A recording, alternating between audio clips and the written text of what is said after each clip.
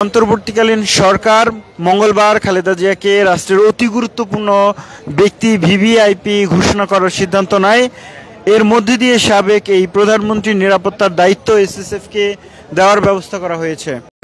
এভারকেয়ারের হসপিটালে ছুটে এলেন মৎস্য ও প্রাণী সম্পদ উপদেষ্টা ফরিদা আক্তার। দর্শক, এভারকেয়ারে গত কয়েকদিন ধরে অবস্থান করছেন বিএনপি চেয়ারপারসন বেগম খালেদা জিয়া। তার শারীরিক অবস্থা উদ্বেগজনক এবং সেই শারীরিক অবস্থা ঘিরে পুরো দেশ জুড়ে তার জন্য যে দোয়া পরিচালনা করা হচ্ছে, প্রার্থনা হচ্ছে যেন দ্রুততম সময়ে বিএনপি চেয়ারপারসন সাবেক তিনবারের প্রধানমন্ত্রী বেগম জিয়া যাতে দ্রুত সুস্থ হয়ে ফেরেন। আমরা দেখতে পেয়েছি আজ একটা 50 মিনিটে প্রাণী এবং মৎস্য উপদেষ্টা তিনি বেগম জিয়ার শারীরিক সাক্ষাৎ পেতে, বেগম জিয়ার চিকিৎসার খোঁজ খবর নিতে ভেতরে প্রবেশ করেছেন।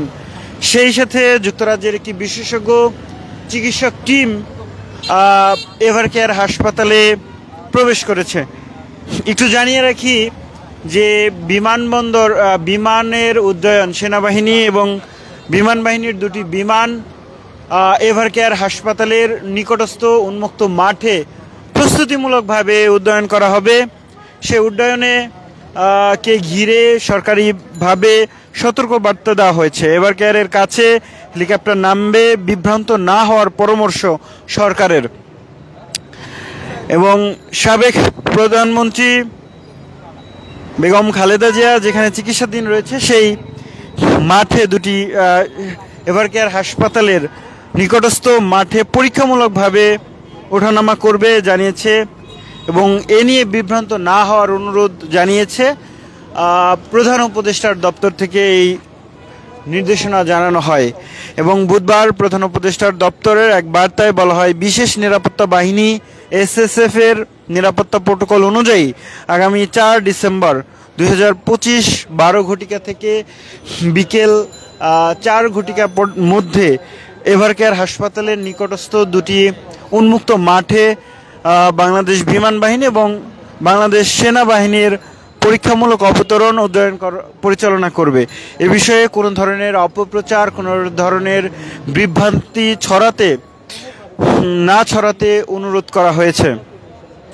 BNP chairperson Begum Khaleda Zia 23 November Evercare হাসপাতালে ভর্তি হন এবং তার শারীরিক অবস্থার অবনতি হয় সেখানে তাকে রেখে স্পেশাল কেয়ার করা হচ্ছে। এবং অন্তর্বর্তীকালীন সরকার মঙ্গলবার খালেদা জিয়াকে রাষ্ট্রের অতি গুরুত্বপূর্ণ ব্যক্তি ভিভিআইপি ঘোষণা করার সিদ্ধান্ত নেয়। এর মধ্যে দিয়ে সাবেক এই প্রধানমন্ত্রীর নিরাপত্তার দায়িত্ব এসএসএফকে দেওয়ার ব্যবস্থা করা হয়েছে। এরপরই মঙ্গলবার এসএসএফ ও পিজিআর সদস্যরা এভারকেয়ার এলাকার নিরাপত্তা নেন। আজ বেলা 11টার দিকে রাজধানীর এভারকেয়ার হাসপাতাল জুড়ে নিরাপত্তা ব্যবস্থা আরও জোরদার করা হয়েছে।